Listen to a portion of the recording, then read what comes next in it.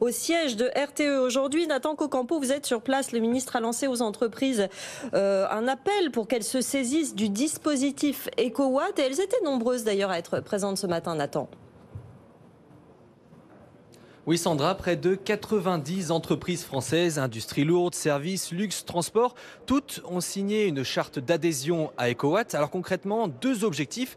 D'abord, c'est de diffuser, faire connaître un maximum cette météo climatique avec des spots dans les métros de la RATP ou dans les trains de la SNCF. Ensuite, le deuxième objectif, et c'est l'objectif principal, c'est de modérer ou décaler leur consommation en fonction des alertes d'EcoWatt. Alors cela passe par plein d'engagements concernant le chauffage, concernant la climatisation, l'éclairage ou même le télétravail. Chaque geste compte, comme l'explique justement le président du directoire de RTE, Xavier Piéchazic.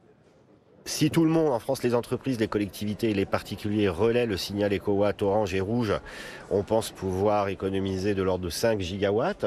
5 gigawatts, c'est l'équivalent de 5 tranches nucléaires en France.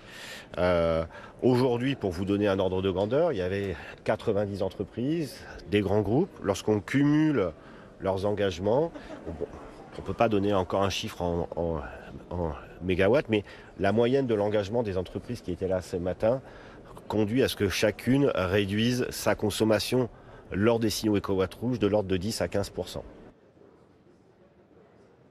Si EcoWatt ne suffit pas, des délestages seront nécessaires et Bruno Le Maire l'a martelé. L'objectif de ces prochaines semaines, c'est de ne pas ajouter une crise économique à la crise énergétique. Merci beaucoup Nathan Cocampo en direct pour 60 minutes business. Jean-Marc